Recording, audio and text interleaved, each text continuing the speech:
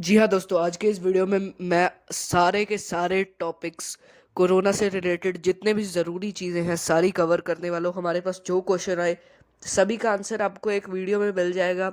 ये दोस्तों एक ऑडियो चैप्टर है, माफ़ कीजिएगा इसके लिए वीडियो अभी तैयार होने में हमें लगा कि काफ़ी वक्त लग सकता है, इसलिए हम इस ऑडियो चैप्टर को अपलोड कर रहे हैं। क्योंकि दोस्तों इन्फॉर्मेशन जितनी जल्दी से जल्दी पहुँचे उतना ज़रूरी है, और ये कोई ऐसा टॉपिक नहीं है जिसको डायग्राम से एक्सप्लेन करना पड़ेगा मुझे। तो दोस्तों चलिए शुरू करते हैं। 9 to 10 क्वेश्चंस हैं जिसको हम डिटेल में स्टडी करेंगे और साइंटिफिकली इसके आंसर्स जानेंगे। तो चलिए दोस्तों शुरू करते हैं। दोस्तों साइंटिस्ट की राय जानते हैं, चलिए इस विषय में। तो साइंटिस्ट का यह कहना है कि मास्क पहनने से कोरोना वायरस के संक्रमण की दर बहुत ही ज़्यादा कम हो जाती है। बहुत ही कम चांसेस है कि आपको मास्क पहनने पर कोरोना वायरस होगा। और दोस्तों आगे आप ये समझेंगे कि ये भी बहुत हाई चांस है कि अगर आपको संक्रमण मास्क पहनने के बाद होगा भी तो वो बहुत ही ज़्यादा माइल्ड संक्रमण होगा।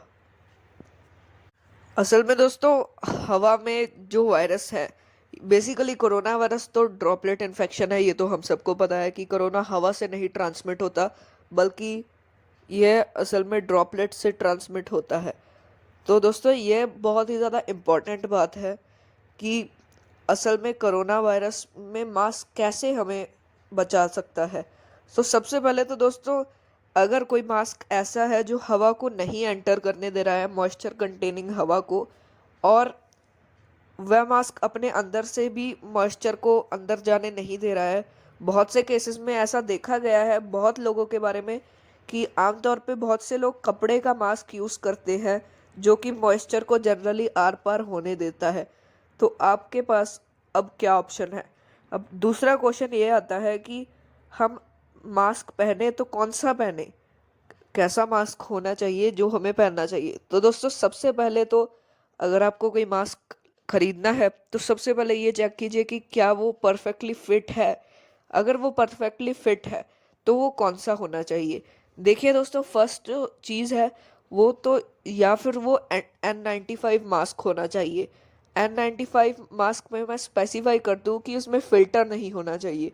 बिना फ़िल्टर का N95 मास्क जो आपको परफेक्टली फिट आए, या तो वो परफेक्ट है, या फिर दूसरा सबसे पहले एक सर्जिकल मास्क जिसको आप इस तरह से नहीं बल्कि इसके जो स्ट्रैप होते हैं इसको थोड़ा सा कर्व करके पहने, फिर उसके ऊपर से आप एक कपड़े का मास्क पहने। देखिए आप दोस्तों देख सकते हैं कि सर्जिकल मास्क काफ़ी अच्छा मास्क होता है और यूज़ एंड थ्रो मास्क होते हैं ये, तो ये काफ़ी असरदार होते हैं कोरोना के लिए भी। लेकिन एक और भी बहुत ज़्यादा ख़ास बात है कि, खास तो नहीं दोस्तों लेकिन थोड़ी हैरानीजनक बात है कि जनरली ऐसा देखा गया है कि सर्जिकल मास्क के साइड में इस तरीके से कुछ स्पेस रह जाती है, तो उसको इन स्टेप्स को थोड़ा सा मोड़ना हेल्प कर सकता है, लेकिन परफेक्टली नहीं। परफेक्ट करने के लिए आपको ऊपर से कपड़े का मास्क भी चाहिए। अगर आपको लगता है कि दोनों मास्क पहनना बहुत ही ज़्यादा बेवकूफ़ी वाली बात है तो दोस्तों ऐसा नहीं है। ये आपकी और आपकी फैमिली की हेल्थ का सवाल है। तो दोस्तों मास्क पे डॉक्टर की राय जाने तो डॉक्टर्स का कहना है कि जब आप किसी से बात करते हैं तो कम से कम आप 200 वायरस पार्टिकल्स रिलीज होते हैं बात करते हुए। सिर्फ बात करते हुए 200 वायरस के पार्टिकल्स, अगर वह इंसान संक्रमित है तो आप सोच सकते हैं कि काफ़ी प्रोबेबिलिटी है।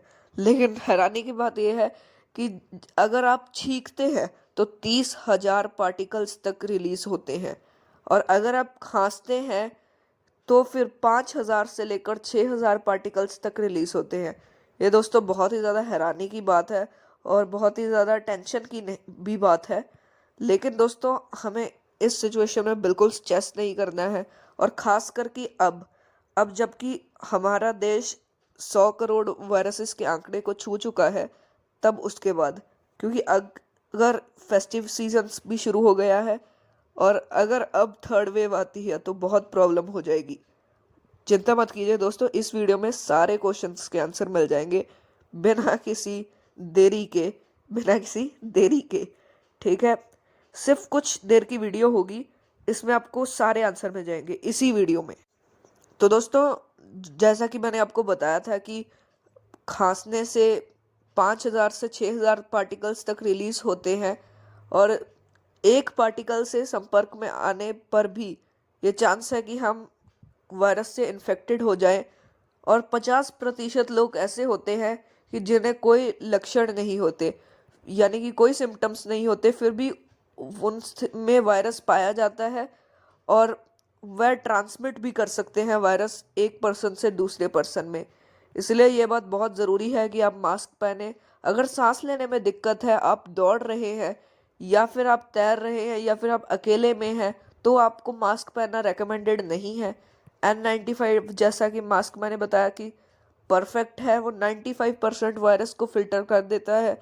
सर्जिकल मास्क एवरेज 80% वायरस को फिल्टर कर देता है, और कपड़े का मास्क 40 से 50% तक प्रोटेक्शन देता है दोस्तों। इसलिए या तो N95 या तो कपड़ा और सर्जिकल दोनों। और एक और बात बहुत ज़रूरी है कि आप मास्क पहनने से पहले और बाद में अपने हाथों को अच्छी तरह से सैनिटाइज ज़रूर कर लें। दोस्तों, मैं चाहता हूँ कि मैं इस वीडियो में आपको जेनरिक बातें ना बताऊँ, बल्कि जो ज़रूरी बातें हैं, जो आप लोग कई बार मिस कर देते हैं, हम लोग जो कि हमें न्यूज़ चैनल्स नहीं बताते, वो चीज़ें बताई जाएँ। तो दोस्तों, अब मैं तीसरे क्वेश्चन को लेता हूँ, जो है कि क्या किसी तरीके से हमारी इम्यूनिटी कम हो सकती है? क्या कुछ ऐसी चीज़ें हैं जो इम्यूनिटी को कम कर रही हैं? तो दोस्तों जी हाँ, ऐसी चीज़ें हैं, बहुत सारी चीज़ें हैं।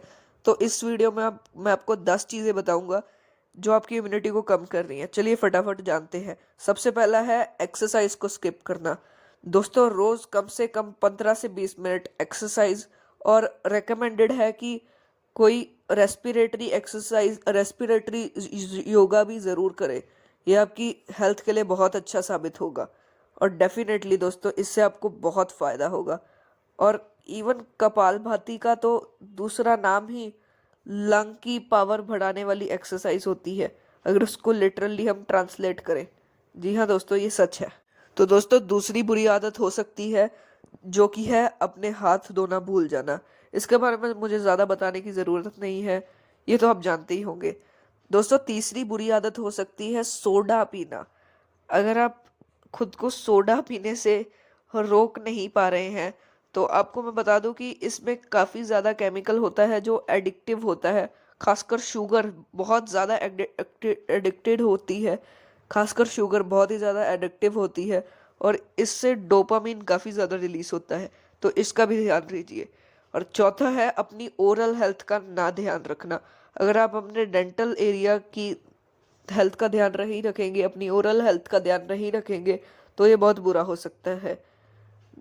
और पांचवा है इनफ स्लीप ना देना, यानी कि अच्छी तरह से नींद ना लेना। छठा है स्ट्रेस को मैनेज ना करना, अपनी मेंटल हेल्थ को खराब करना।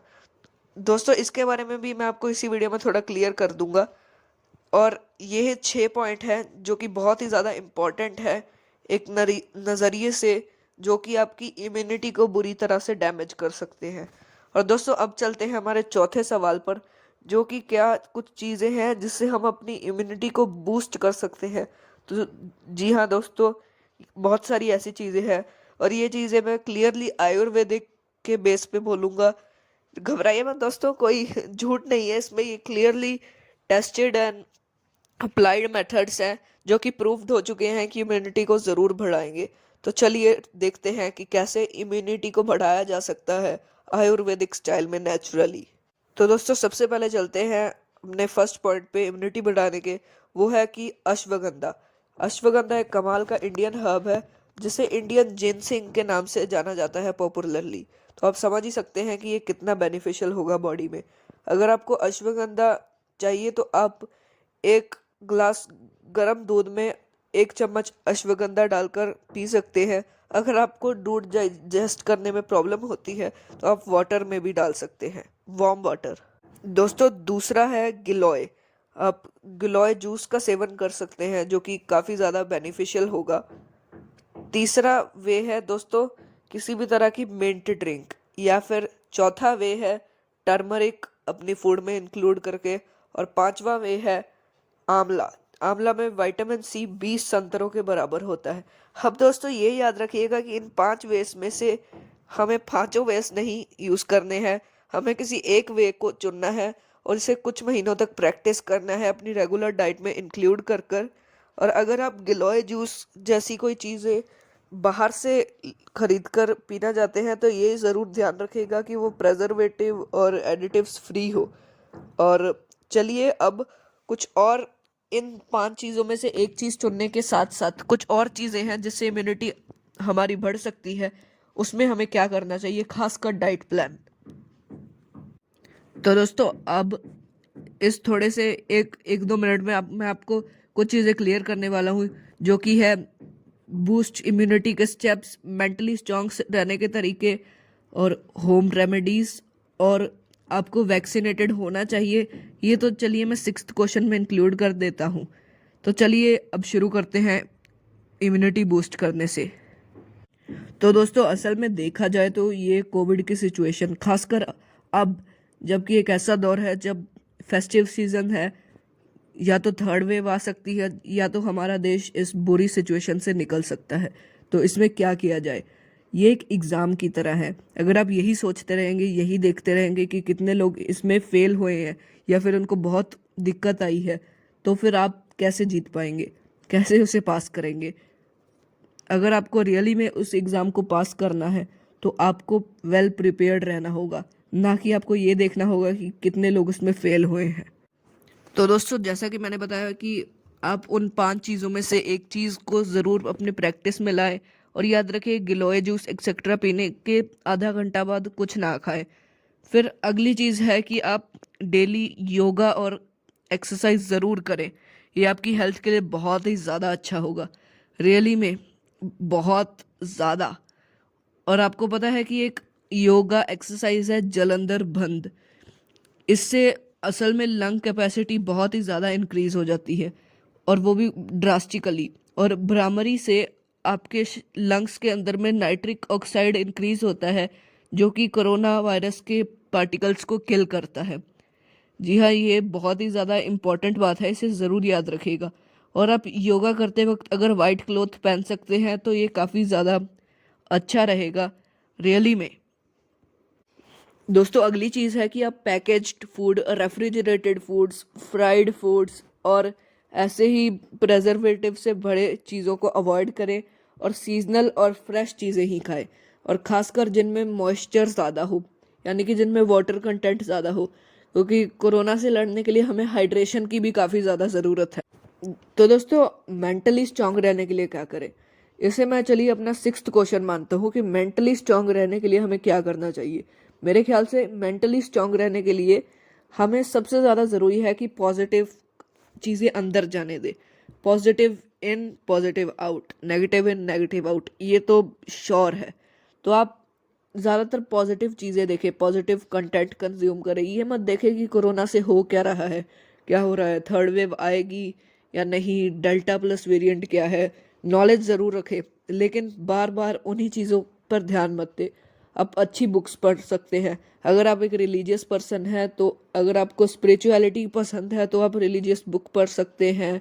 आप आइज़ अपनी क्लोज्ड कर सके धूप में बैठ सकते हैं, या फिर कहीं पर भी मेडिटेशन कर सकते हैं। ये भी बहुत अच्छी बात है दोस्तों। अब दोस्तों 7वां सवाल हमारे सामने आता है कि क्या हमें वैक्सीनेटेड होना चाहिए।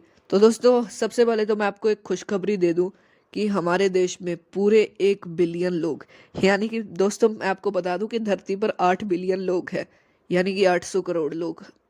और उसमें से 100 करोड़ लोग, यानी कि 8 आउट ऑफ 1, यानी कि 100 करोड़ लोग, यानी कि इंडिया में तो ऑलमोस्ट 130 करोड़ लोग रहते हैं, लेकिन 130 में से 100 करोड़ लोग वैक्सीनेटेड हो चुके हैं, उन्हें वैक्सीनेटेशन की फर्स्ट डोज लग चुकी है। तो दोस्तों ये तो ज़रूर याद रखें कि आपको दोनों वैक्सीनेशंस ज़रूर लगवानी है। वैक्सीनेशन करवाना बहुत ही ज़्यादा ज़रूरी है। आज की डेट में जनरली 3 वैक्सीन देखी जाती हैं। सबसे पहली Covishield by Serum Institute of India, फिर कोवैक्सीन भारत बायोटेक के द्वारा, और स्पुतनिक वी।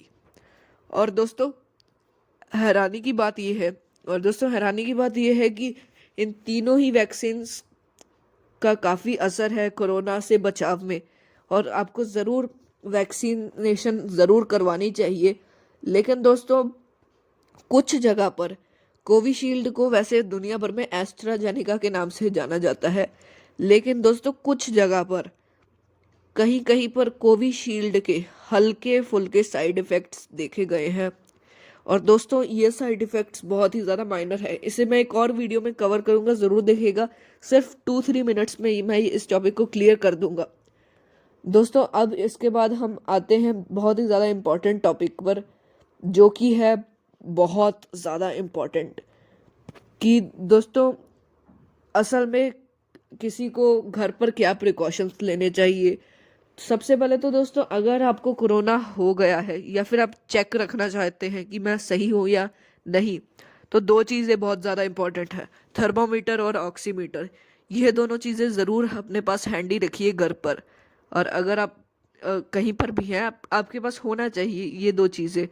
और आपको जनरली एडवाइस किया जाता है कि जनरली 3 बार दिन में ज़रूर चेक करें, या कम से कम 2 बार, और उसका ट्रैक रखें कहीं पर भी। या तो आप मोबाइल में एक नोट सेक्शन होता है, उसमें भी ट्रैक रख सकते हैं, और इवन एक्सेल वगैरह जैसी चीज़ों में भी। और दोस्तों, जैसा कि मैंने बताया कि फ्लूइड्स की कंजम्पशन ज़्यादा रखें।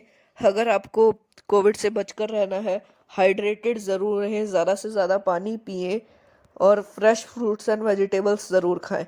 तो दोस्तों, फाइनल 9th क्वेश्चन हमारे पास ये है कि अगर हम कोरोना से ठीक हो चुके हैं तो हम क्या करें। तो दोस्तों, इस क्वेश्चन का आंसर तो सही है, लेकिन मैं इसे ज़्यादातर लोगों ने इसे प्लाज्मा डोनेशन के कॉन्टेक्स्ट में पूछा था मेरे से, तो मैं उसी का ही अभी आंसर दे रहा हूँ। और जो कि है दोस्तों कि क्या हमें प्लाज्मा डोनेट करना चाहिए या नहीं। तो दोस्तों, इसका आंसर है जी हाँ, ज़रूर। दोस्तों, अगर आप बिल्कुल ठीक है तो आप किसी मेडिकल प्रैक्टिशनर, अपने डॉक्टर से कंसल्ट कर सकते हैं और पूछ सकते हैं कि क्या आप एलिजिबल हैं। और अगर आप हैं तो आपको ये महान कार्य ज़रूर करना चाहिए। अगर आप ऐसा कुछ करते हैं तो मेरी नज़र में आप ज़रूर एक सच्चे हीरो होंगे। दोस्तों, धन्यवाद। आज के लिए इजाज़त दीजिए। अच्छा और इन्फॉर्मेटिव लगा। अगर आपको लगा कि आपके शेयर करने से ये इन्फॉर्मेशन लोगों तक, अच्छी इन्फॉर्मेशन पहुंचेगी, तो प्लीज़ शेयर कर दीजिएगा। दोस्तों, मेरी आज आपसे यही रिक्वेस्ट है। और मैं चाहता हूँ कि ये जो मेहनत कर रहा हूँ मैं, इसकी इन्फॉर्मेशन ज़्यादा से ज़्यादा लोगों तक पहुँचे, और कुछ नहीं चाहिए मुझे। धन्यवाद दोस्तों।